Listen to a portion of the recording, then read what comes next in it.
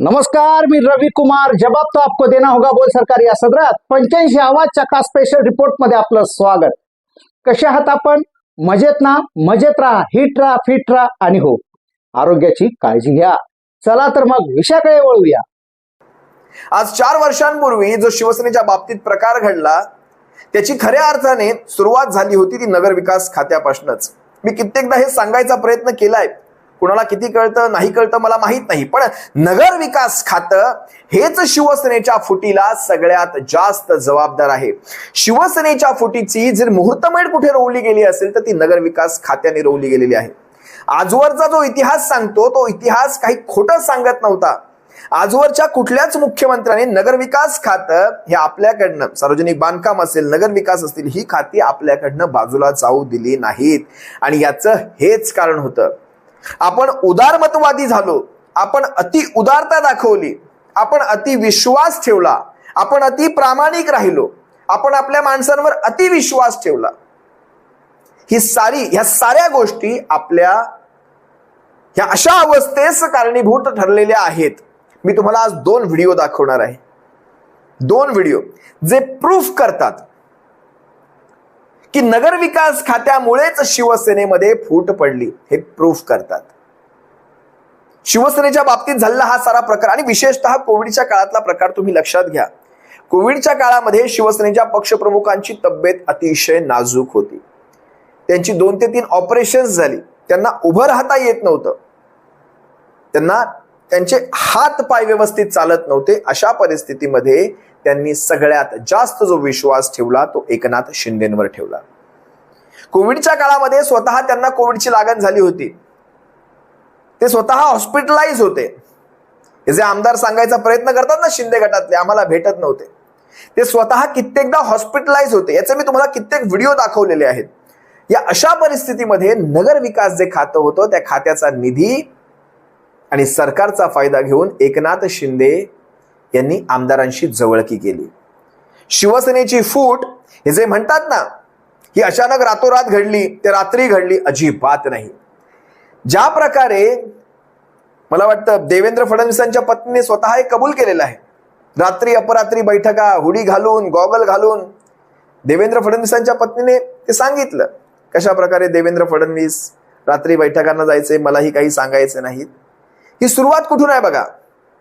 कशा प्रकारे आमदारांशी जवळकी, आमदारांना निधी, आणि तो निधी कशाच्या मार्फत? नगर विकासच्या मार्फत. नगर विकासचा निधी हा प्रचंड प्रचंड प्रचंड आहे.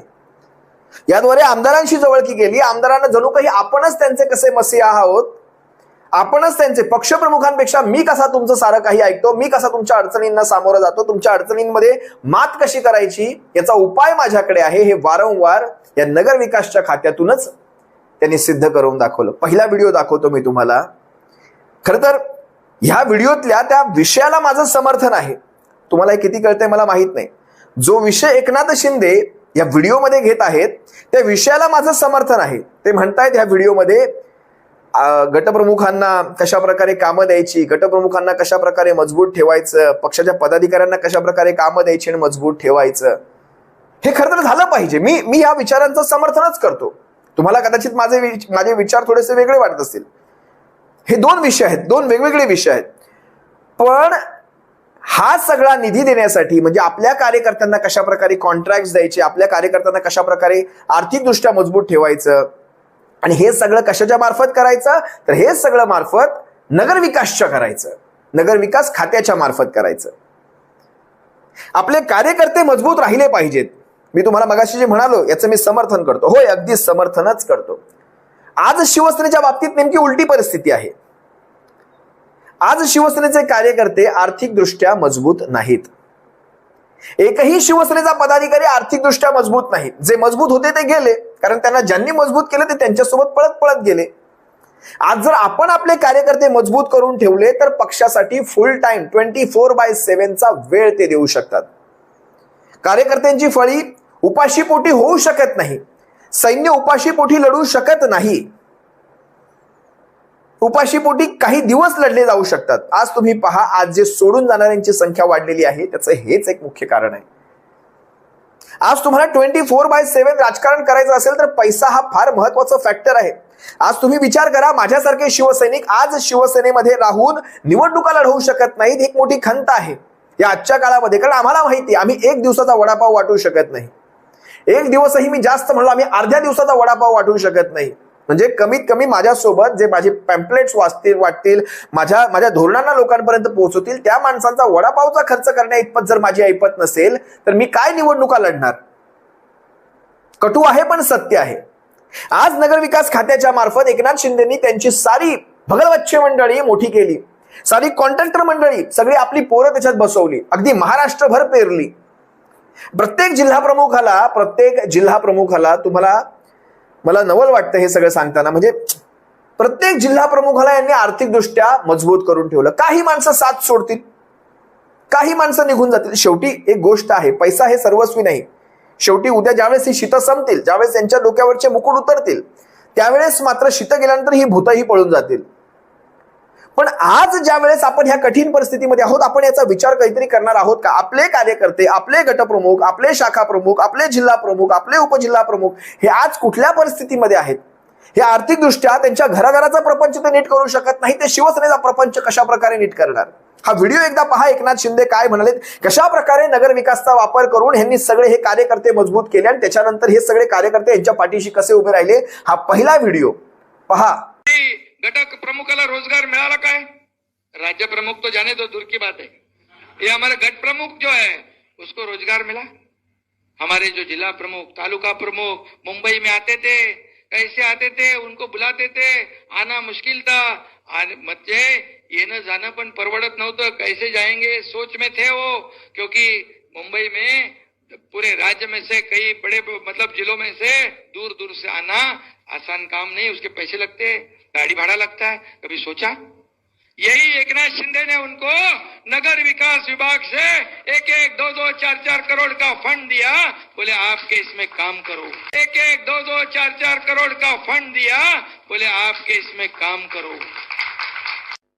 व्हिडिओमध्ये एकनाथ शिंदे स्पष्टपणे म्हणालेत, नगर विकास, नगर विकास, नगर विकास. तो त्याच्या तोंडाने म्हणले. माझा जो मूळ विषय आहे की नगर विकास हे कसं कारणीभूत ठरलं शिवसेनेच्या ऱ्हासाला, त्याचा हा पहिला पुरावा, पहिला प्रूफ. पण त्यांचा जो विषय आहे त्या विषयाचं मात्र मी समर्थनच करेल. पहिल्यांदा मी एकनाथ शिंदेच्या कुठल्या तरी विषयाचं समर्थन करतोय. शिवसेना एक वादळवर जाहीर कबुली करतो, पहिल्यांदा एकनाथ शिंदेच्या ह्या विषयाचं मी समर्थन करतोय. कार्यकर्ता जर मजबूत झाला तर 24/7 तो पक्षाच्या मागे उभा राहणार, तो आपलं सर्वस्व पक्षासाठी देणार. तो पूर्वीचा काळ गेला. बाळासाहेबांच्या काळामध्ये कार्यकर्ते, छत्रपती शिवरायांच्या काळातला तुम्ही विचार करा, उपाशीपोटी लढायचे. पण त्या काळामध्ये ना आजच्या काळामध्ये जमीन आसमानाचा फरक आहे. आता बघा ना, म्हणजे बाळासाहेबांच्या काळामध्ये कोपऱ्यावर कॅमेरे लागलेले नसायचे, सीसीटीव्ही कॅमेरे नसायचे. कोणी बसची हवा काढतंय, कोणी बसच्या काचा फोडतोय, भारत बंद झालाय, रस्त्यावर सगळं बंद. एक काच फुटली, सगळं बंद. शिवसेनेचा आवाज असायचा, आवाज कोणाचा? शिवसेनेचा आवाज कोणाचा? रस्त्याच्या मधोमध ज्यावेळेस शिवसेनेचा तो भगवा बोर्ड उभा राहायचा, तो फळा, आणि लिहिलं भारत बंद. भारत बंद म्हटलं की बंद, काचा फुटायच्या, खळखट्याक व्हायचं. पण आता प्रत्येक कोपऱ्यामध्ये कॅमेरे. कुणी काच फोडली स्पष्टपणे दिसतं. दुसऱ्या क्षणाला पोलीस घरी. 4 केसेस. त्या केसेस कुणी सोडवायच्या? घरच्यांनी सोडवायच्या. त्या केसेस सोडवायला कोणी येत नसतं, त्या केसेस घरच्यांनी सोडवायच्या. बरं, त्या केसेस सोडवण्यासाठी वकील घ्यायचा, वकिलाला पैसे कुठून द्यायचे? वकिलाचा खर्च कुठून करायचा? केसेस कोणासाठी घेतल्या? स्वतःसाठी घेतल्या? नाही, पक्षासाठी घेतल्या. पक्षाकडनं तुम्हाला काही आर्थिक बळ आहे का? नाही, काहीच बळ नाही. मग पक्षाकडनं आर्थिक बळ नसताना, पक्षासाठी केसेस घेतल्या असताना, बरं हातावर पोट, जर तुम्ही 4 दिवस जेलमध्ये राहणार, ते हातावरचं पोट कसं सांभाळणार? मागचा प्रपंच कसा करणार? घरच्यांच्या शिव्या खायच्या, दारच्यांच्या शिव्या खायच्या, प्रशासनाचे ते चोप सहन करायचे, मारहाण सहन करायची. हे सगळं करून काय मिळालं? काहीच नाही. तुम्हाला कळतंय मला काय सांगायचंय? मग ज्यावेळेस आपली माणसं, ज्यावेळेस आपल्याकडे सत्ता असते, आपल्या सत्तेच्या काळात आपण आपली माणसं सुद्धा मजबूत करणं हे तितकंच गरजेचं आहे. तुम्हाला कदाचित माझा हा विचार हा विद्रोही वाटेल, पण हे गरजेचं आहे. मी तुम्हाला दुसरा व्हिडिओ दाखवतो, कालचाच बांद्र्यामधला.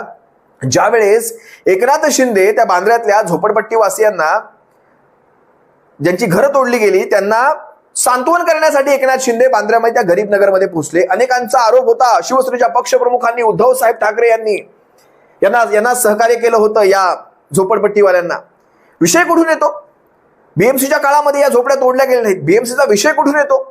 हा भेजा नावाचा भाग जर तुमच्या डोक्यांमध्ये कुठे असेल, ज्यांना हा विषय वाटतो बीएमसीचा, त्यांना तो भेजा नसेल तर मी भेजा थोडा घालतो. हा विषय आहे रेल्वेचा, रेल्वेची जमीन, रेल्वेचा विषय, रेल्वेची केस कोर्टामध्ये पेंडिंग, केसचा निकाल लागला, इकडे कारवाई झाली.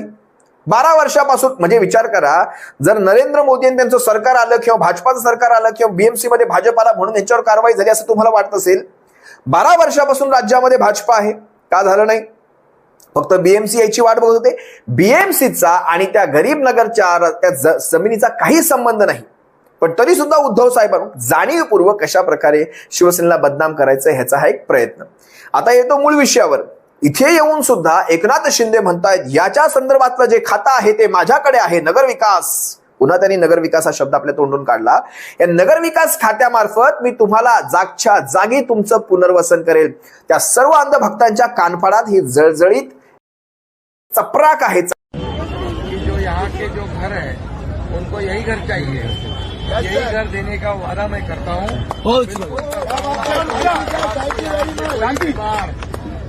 जाने की जरूरत नहीं है, ये मैं करूंगा. ये डिपार्टमेंट मेरे पास है और इसके लिए जो भी प्रावधान करना है, जिसका नियोजन करना है वो हम करेंगे. घर के बदले घर यही मिलेगा.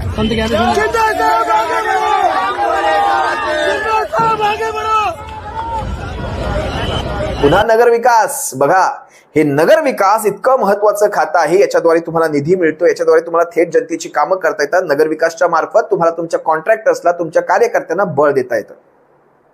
स्पष्टपणे सांगतो, महाराष्ट्रामध्ये 2-3 वर्षांपूर्वी, 4 वर्षांपूर्वी जे काही घडलं याला कारणीभूत फक्त नगरविकास आहे. उद्धव साहेब, तुम्ही एकनाथ शिंदेवर भरोसा टाकून, त्यांच्यावर विश्वास ठेवून तुम्ही जे खातं त्यांच्याकडे देऊ केलात त्यातच तुमचा बळी गेलेला आहे. असो, काही हरकत नाही. आजही आमच्यासारखे लाखो तरुण तुमच्या पाठीशी भक्कमपणे आजही आहेत आणि भविष्यातही राहतील. पण जी गोष्ट मी या व्हिडिओमध्ये बोललो ती माझ्या पक्षाने किती पॉझिटिव्ह घ्यावी न घ्यावी हा ज्याचा वैयक्तिक प्रश्न, पण माझ्या पक्षाला माझी हात जोडून विनंती राहील की ज्या वेळेस भविष्यामध्ये कधी आपली सरकार येतील, आपल्या सत्ता येतील, आपल्या ह्या सगळ्या आजच्या घडीला तुमच्या पाठीशी उभ्या राहिलेल्या प्रत्येक लहान कार्यकर्त्याला महत्व द्या.